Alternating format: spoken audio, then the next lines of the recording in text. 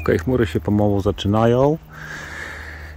Ja robię kolejny atak na 700 km dzisiaj. Także już jestem zatankowany. Co prawda 20 litrów. Ale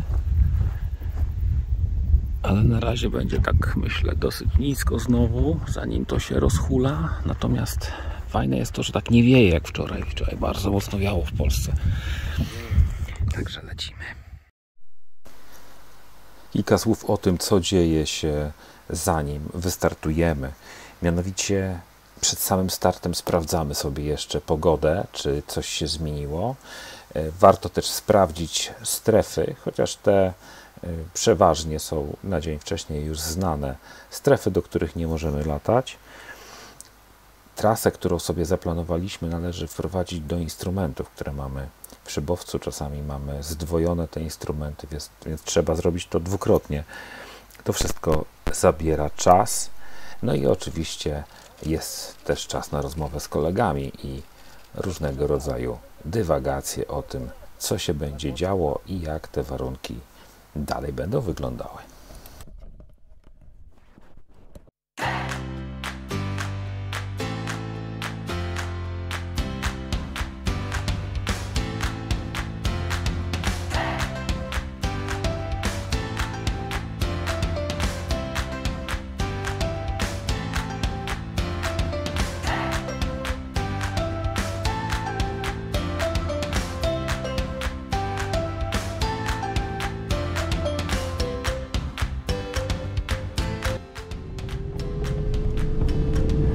Ok, drodzy Państwo, więc to jest moje kolejne podejście do 700 km w tym roku.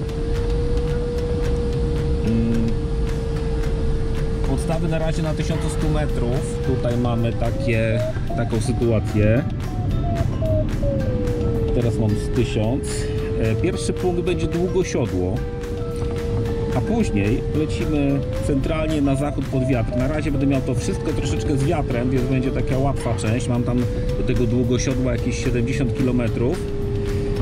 Natomiast no, później będzie ciekawie, bo ten wiatr całkiem rzeźko sobie tutaj poczyna. 25 km, 29 km na godzinę wieje. Więc już z tego Długosiodła będę wracał kawał czasu pewnie.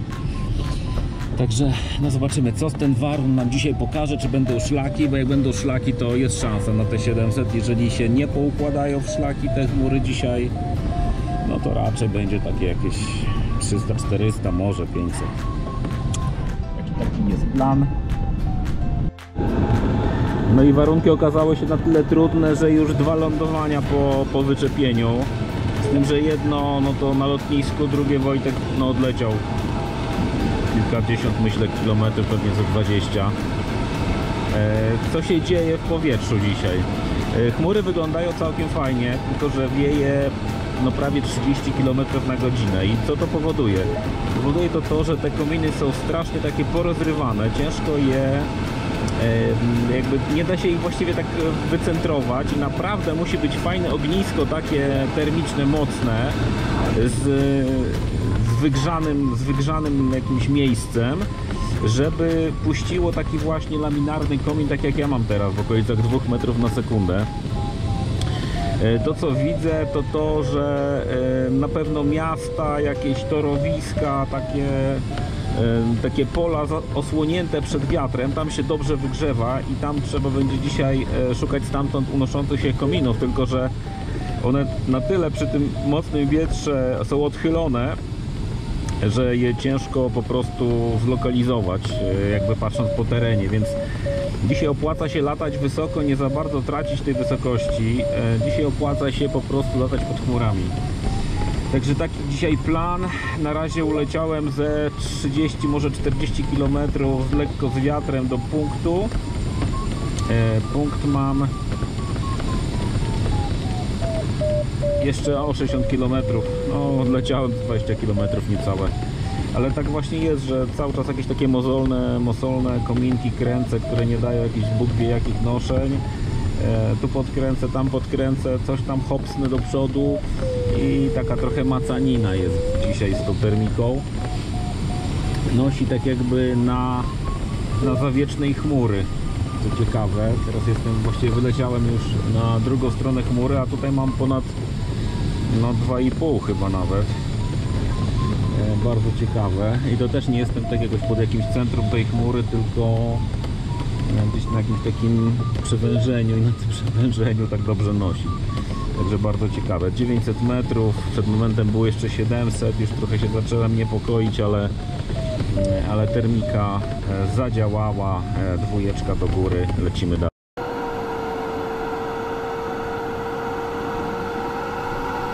Narew,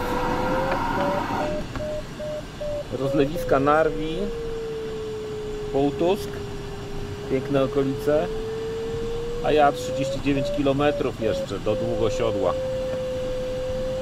Na razie 1450 wysokości.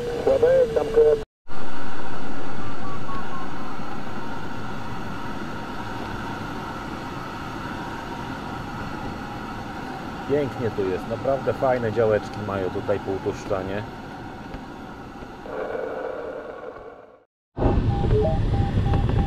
Ok, kręcę gdzieś tutaj w okolicach Półtuska teraz. Tutaj widać Narew. Meandruję w stronę Zegrza i Półtusk. Wykręcam się pomalutku, 1000 metrów. Jakieś 1,7 do 2, może czasami wskakuje w okolicach nawet trójki. Do punktu jeszcze parę kilometrów, około 30. Długosiodło jeszcze nie zdobyte, mimo że z wiatrem, a już prawie godzina w powietrzu. No tak, trudne początki trochę.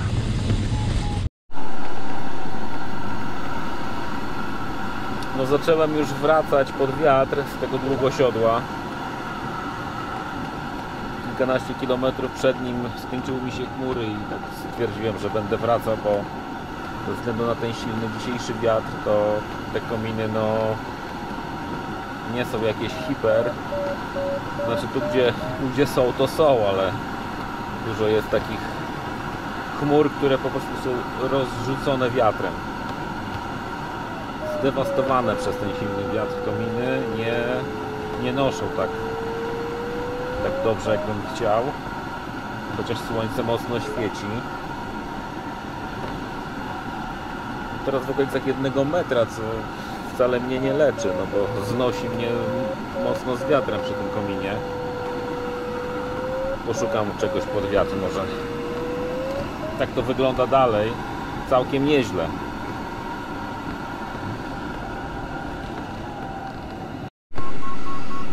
No, to jestem nad Muławą, a tutaj piękne 2,5 do góry. Przeleciane na tą chwilę 150 km, prawie 3 godziny w powietrzu. No tragiczna średnia przez ten wiatr wychodzi. Ale może podreperujemy, jak będziemy wracać z tym wiatrem. Ale to się okaże. Muława już tylko 49 km.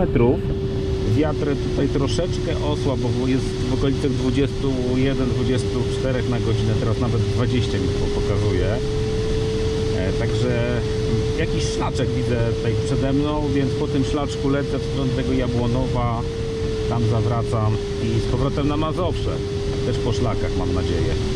Także ciśniemy.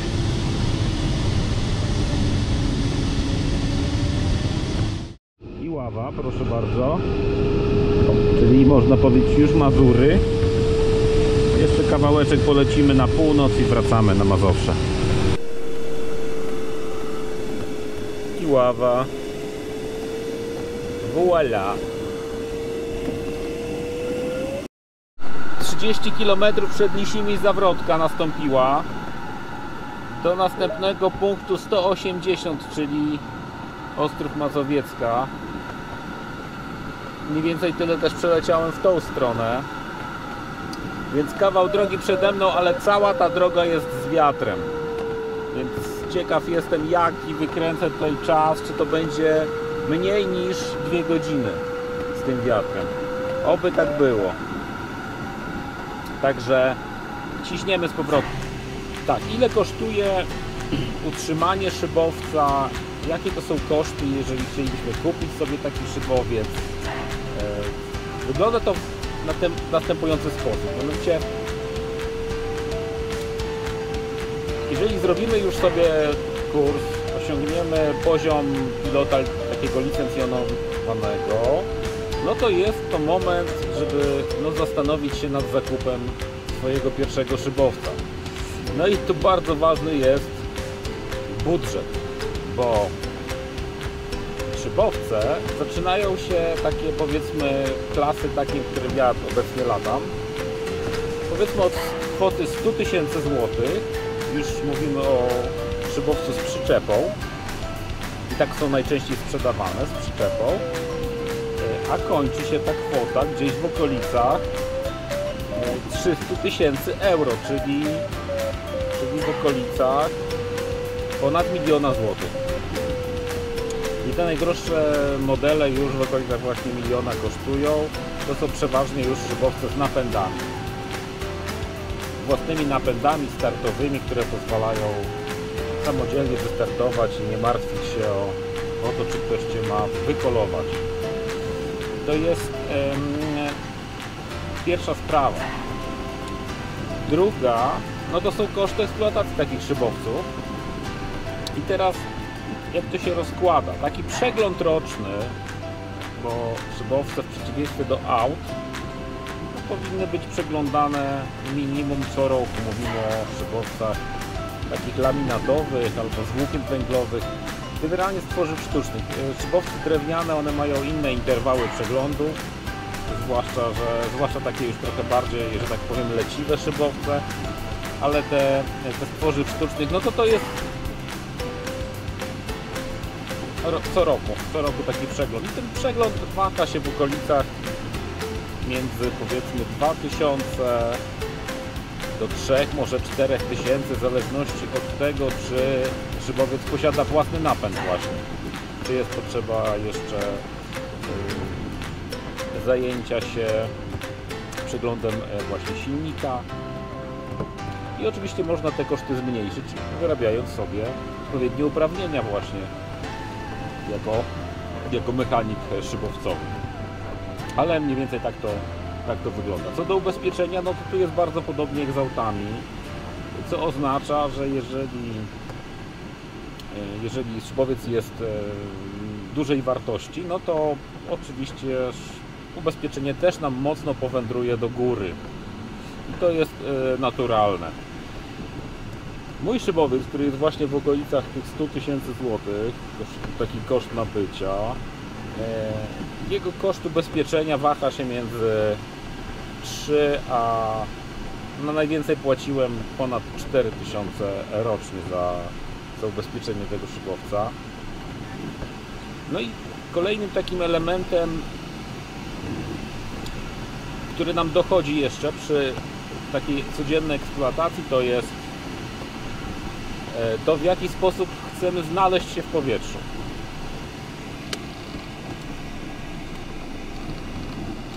No i tu możemy sobie wybrać, bo możemy sobie wybrać wyciągarkę albo samolot. No i wyciągarka, ona kosztuje różnie, ale jest to koszt rzędu 50-80 zł za taki jeden ciąg. I tak, jeżeli uda Ci się sprawnie wykorzystać noszenie, no to latasz cały dzień. Natomiast jeśli mówimy o wyciągarce, no to już jest, że tak powiem, taka trochę wojna z tą wyciągarką, bo trzeba mieć tą wyciągarkę, musi być ktoś do obsługi tej wyciągarki, ktoś musi ściągać te liny właśnie wyciągarkowe. No, robi się z tego taka, bym powiedział, bardziej skomplikowana akcja. Dużo prościej to jest z samolotem, ale jest to znacznie bardziej kosztowne, bo takie wyholowanie się to jest koszt rzędu, powiedzmy, 160 zł w górę na znanych mi lotniskach. 160 zł w górę i no tu akurat w Milewie, jeżeli ciągnie nas Robin i mamy zatankowaną wodę, no to jest wydatek 230 zł taki hol. Z tym, że tak jak mówię, no wyciąga nas wtedy na 600 metrów, nie na 300 czy 400, tak jak często jest za wyciągarką. Wyciąga nas samolot na te 600 metrów i przeważnie zostawia nas już w kominie.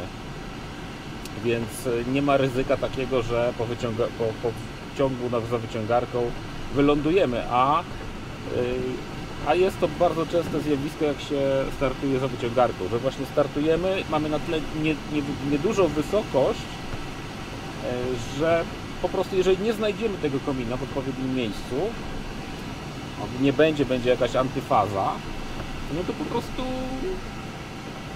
do lądowania lądujemy. No i jak to mówią, 80 zł w plecy. No i jak łatwo policzyć, 3 takie nieudane strzały, taki lot trwa parę minut, dosłownie 3-4 minuty.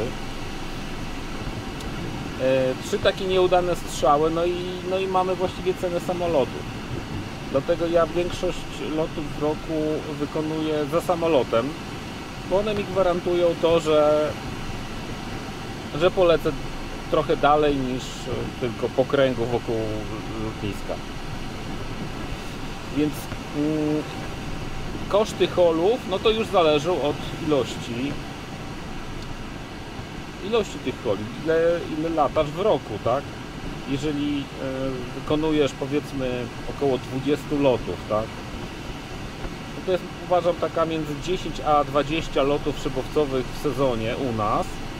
Jak ktoś nie wyjeżdża na żadne obozy albo na takie zorganizowane imprezy, to jest taka, bym powiedział, optymalna ilość, nawet do 30 lotów. No i mamy te 30 lotów. No to łatwo to policzyć, że jest to koszt około 6 tysięcy złotych na same hole. Oczywiście na lotnisko jeszcze trzeba jakoś dojechać, więc tam to też można by to przyjąć w kalkulacjach. Natomiast to są już gołe koszty. Więc widzimy, że żeby latać szybowcami, to na te hobby rocznie kilkanaście tysięcy powinniśmy sobie móc zabezpieczyć. Oczywiście, jeżeli mamy własny szybowiec.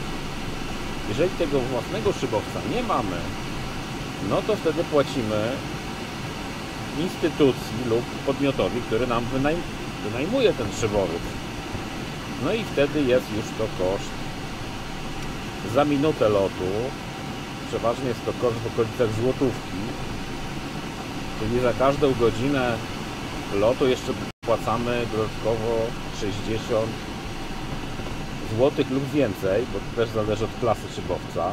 Są szybowce, które no jeszcze więcej kosztują i nimi nie polecimy za 200 czy 300 zł za dzień, tylko lot nas będzie takim Arkusem kosztował 500 zł w górę, nawet 800. No ale jest to już wysokiej klasy szybowiec, taki, którego cena na rynku to już grubo ponad 200 tysięcy złotych. Także tak to wygląda. Nie musimy mieć swojego szybowca, możemy należeć do klubu jakiegoś, możemy wynajmować też szybowce, wtedy płacimy składki plus jakieś opłaty takie typu cykliczne, egzaminy KTP, które tam pewnie w okolicach 300-400 zł się zamkną, więc w okolicach 1000 zł taka przynależność do klubu w Polsce nas może kosztować. W zagranicznych klubach odpowiednio więcej, tam możemy spokojnie złotówki zamienić na euro i tak to wygląda. Także tyle na temat kosztów.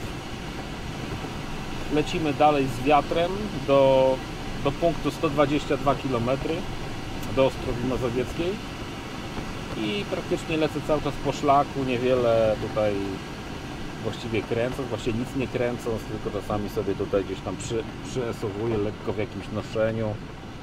Wysokość 1400 ciągle i widzę, że to chyba do samej Ostrowi mamy właśnie taki szlak. Tak jak teraz dobrze widać, około, myślę, że tak ze 100 km. Także bardzo, bardzo dobrze się te warunki teraz ustawiły, tak lekko na prawo patrząc, to jest ten mój szlak i tam zmierzamy. A tutaj mamy Działdowo, a za chwilę dolatujemy do Muławy. Mamy Puchatka z Przasnysza.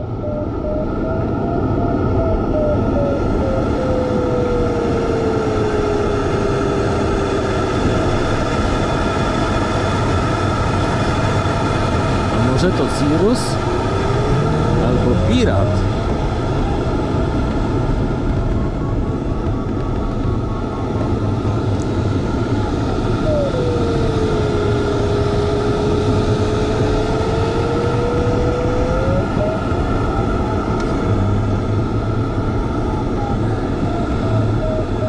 Kurde, nie wiem co to jest. Pirat? Cirrus Junior? Nie, Junior. Chyba Junior.